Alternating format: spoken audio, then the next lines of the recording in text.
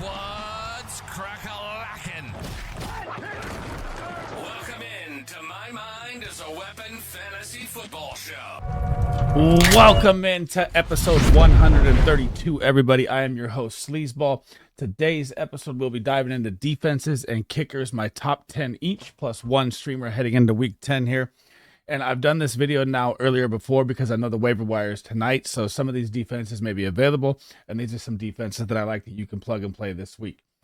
Before we dive into it, guys, make sure you smash that like, make sure you smash that subscription, turn that bell on. It helps me out a ton. I cannot thank you guys enough for all the support this season. It's been absolutely amazing.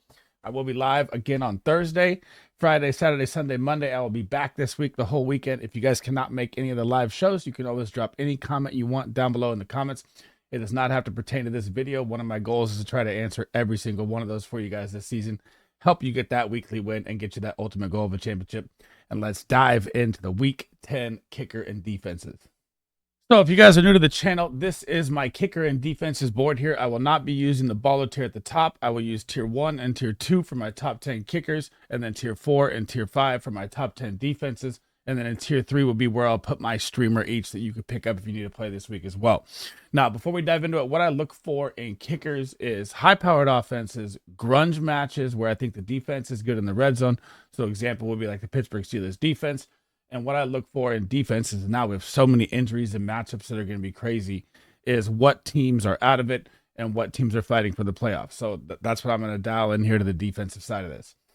So for the first kicker of the week, it is going to be Austin Seibert. This man has been a machine all year long at kicking. It's absolutely bananas. And now you're going to go up against the Pittsburgh Steelers. Like I just said, red zone defense, lights out, low scoring game most likely, even with Jaden Daniels, even with the Commanders acquiring Marshawn Lattimore right now as we're speaking. So that's going to help the Commanders defense as well. But I feel like it's going to be a Jaden Daniels high-powered game all the way down to the red zone here. I like Austin Seibert as my number 1. Number 2 and 3, we're going to stick with Thursday night football here. I'm going to go with this is going to be a very, very high-scoring game on Thursday night. The over-under is 52.5. Now, I know Tucker's been struggling on the long ball, but the Bengals defense has been terrible. So they got to score at will to keep up. And this is going to be a game where I think it's honestly going to be like 32, 35, 38, 35. So you want both these kickers in this game. You want all the points here. Number 4 is going to be Younghoe Koo. And he's been struggling. 3 points last week, not a good showing for him. But now you get the Saints. The Saints are falling apart. You're in a dome. There's no weather. And you're going to get a team that has Derek Carr, probably no Olave, probably no wide receiver at all. They're beat up across the board. You're probably going to see 2 tight end sets for them the whole way. And it's Alvin Kamara. And now their defense is beat up. Falcons are going to roll through this game. And this is what you want. You want Younghoe Koo. You want the points that are going to be easy to find. Sticking with number 5 here, back off the bye, the Pittsburgh Steelers, and they're going up against the Commanders. And now the Commanders' defense just got better with the addition of Lattimore. So this is going to be another one of those grunge games, I feel like, even though both these teams' records are amazing. So even if I'm looking at it, they have the over-under at 45. I honestly don't think it makes 45. Maybe it does. I'd say it's pretty close. But both these defenses have gotten better. The Commanders, since they switched to single high, went from the 30th ranked defense to now like the 13th. And now they're adding another piece, so I think this is going to be a kicker game heavy here. Number 6, Cameron Dicker gets probably the best matchup you can for a kicker this year. Like the Tennessee Titans, guys. The Tennessee Titans is one of the best defenses, 100%, and it's crazy to say because their offense is so terrible, but they allow a ton of field goals, and it's astronomically crazy how much they allow. So they allow 9.4 points per game to the kicker, right there alone. That's 25th in the NFL. And now you got the Chargers who are rolling and the Titans who are falling apart. Again, this is what you look for in matchups. And this is why I have Cameron Dicker, my kicker number 6. Kicker number 7, Jake Elliott. So the Dallas Cowboys just had, season's probably over for the Cowboys. Looks like Dak Prescott's headed to IR.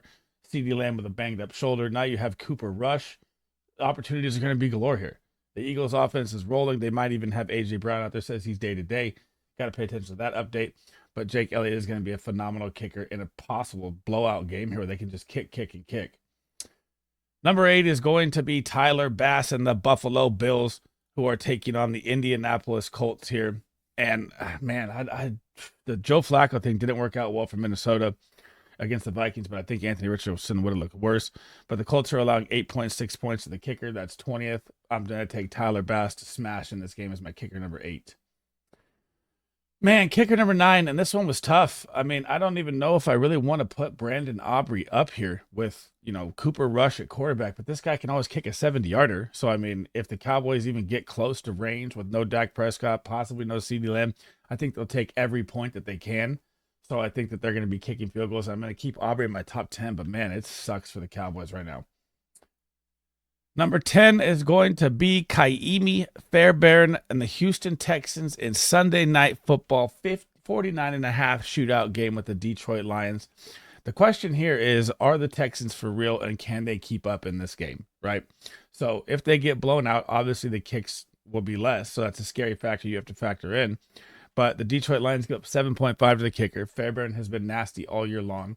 And they might get Nico Collins back, which could really help the offense out. If Nico Collins isn't out there, I'd probably drop Kaimi Fairbairn down. And now, at the bottom here, you're going to see Jake Moody. This is going to be interesting to see if he is back from the injury this week. Something to look at in your waiver wire if he is, because the Niners' schedule is gold and they're getting CMC back. Now, my number 1 kicker streamer, we're going to stick with that same game. I'm going to go with Jake Bates, the Detroit Lions. I know it sucks because all the Lions do is score. But you have a good Texans defense now. You have a very, very good Texans defense that can stop in the red zone and they can stop the run, and that's the Lions' strength. So you're probably going to see a more pass-heavy attack here from Goff, and you should see a ton of points fly, and they should stingy up and stop them in the red zone. Heading to my defenses, number 1 defense of the week is going to be the Philadelphia Eagles. And like I said, this is what you look for in matchups. You have Cooper Rush at quarterback. You might even see Trey Lance in the third quarter. They have CeeDee Lamb banged up. They trade for Jonathan Mingo today. This team is completely done for the season, and the Eagles defense is going to come out firing on the Cowboys, and I think it's going to be an absolute blowout in a division game. Defense number 2, Los Angeles Chargers, one of the best defenses in the NFL. The matchup is pure gold. You get the Tennessee Titans this week. The Tennessee Titans, I don't even know who they're going to roll out there. I mean, you could see Mason Rudolph. You could see Will Levis. Doesn't really matter. He's going to get eaten alive. Probably 5+ sacks here for the Chargers. They're at home. I mean, the spread is 8. This is going to be a great, great play for the Chargers defense here. Number 3 is going to be the Kansas City Chiefs. And look, I told you guys last week, man, do not ride high on Bo Nix. He beat up on 2 bad teams. He played the Ravens and got throttled. Now you're about to play the Kansas City Chiefs at Arrowhead, and you're going to get throttled again. This defense is going to light him up. They're going to get sacks. They're going to get picks. It's going to be a nightmare game for him. And I'm tired of hearing the Bo Nix hype from 2 games where they beat the Saints with a backup quarterback and the Panthers. Number 4 is the Minnesota Vikings. This defense is honestly startable every single week. Now, I know that Trevor Lawrence, they get the Jacksonville Jaguars here at Jacksonville. And I know Trevor Lawrence has been killing in garbage time and like saving his day against defenses in garbage time. That could happen here. But I honestly, with the picks he's throwing and the pressure the Vikings put on, I see a pick 6 coming here for the Vikings, and they'd be my number 1 pick for a pick 6 this week if I had to pick one.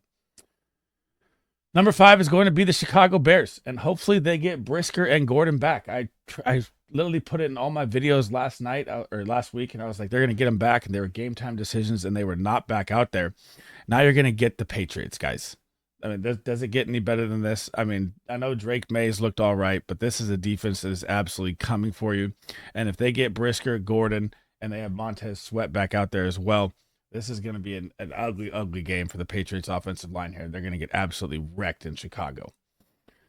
Heading down to my defense number 6 here, fresh off the bye, my San Francisco 49ers are going to get the Tampa Bay Buccaneers at Tampa. 51.5 over. I don't believe the Bucs are going to score that many points. I know they stayed in the game with the Chiefs, but now you're looking at a possible CMC return, and that changes everything for the 49ers offense. And once they get the lead, this defense just tees off, and I think Baker Mayfield's in for a rough day off the bye here. Number 7 is going to be the Buffalo Bills, and you're getting Joe Flacco. And I know that Joe Flacco looked terrible against Minnesota. I don't see that changing much against Buffalo. They have 3 top corners that are all top 12 PFF ranked across the board. They're one of the best secondaries in the NFL. And they're going to get after this old man that's a statue. And like, where's Joe Flacco going to go once he hikes it, right? Offensive line gets pressured. He just stands there and panics and tries to throw it as fast as he can. The Bills are going to eat him alive in this game. They're my defense number 7.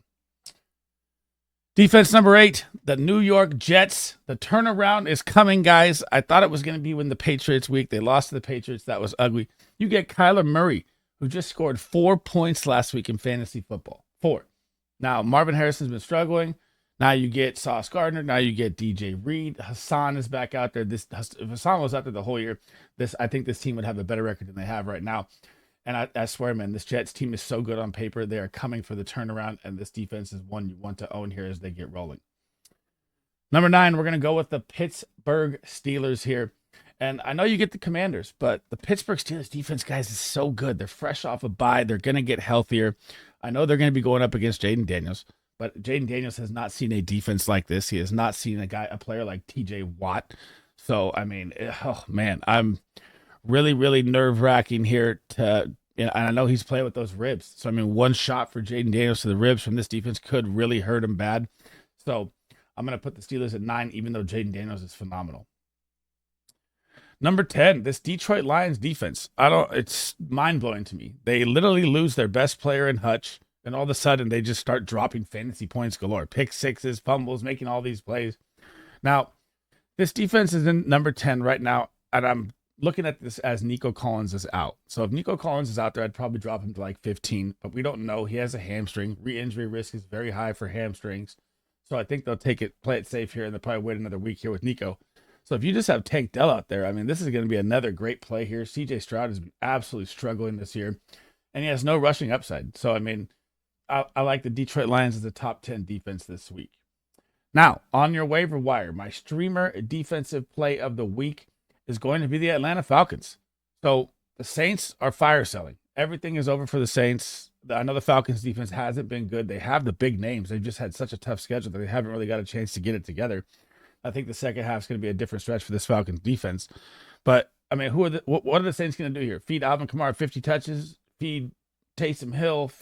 There's no one out there. I don't think Chris Olave is going to play in this game with his second concussion back-to-back. That's 5 concussions in 3 years for him. He's heading down the Tua stretch. So, I mean, I think the Saints at 2-7 are going to get hounded right here. And I think if you need a waiver wire defense that you can pick up that's on your waiver wire, I think the Falcons are going to be a great play this week. Oh, thanks for rocking with me today.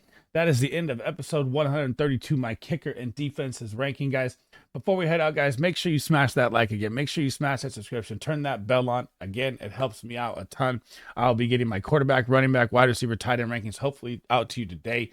I got to go vote here as well, so maybe not all of them today. Make sure you go out and vote as well. And if you guys cannot make any of the live streams coming at the end of the week here, Thursday, Friday, Saturday, Sunday, Monday, you can always drop any comment you want in there down below. I try to get to every single one of them. That is one of my main goals as a content creator this year. And that's it for me in this video. Hope to see you guys in the next one, man. SleezBall out.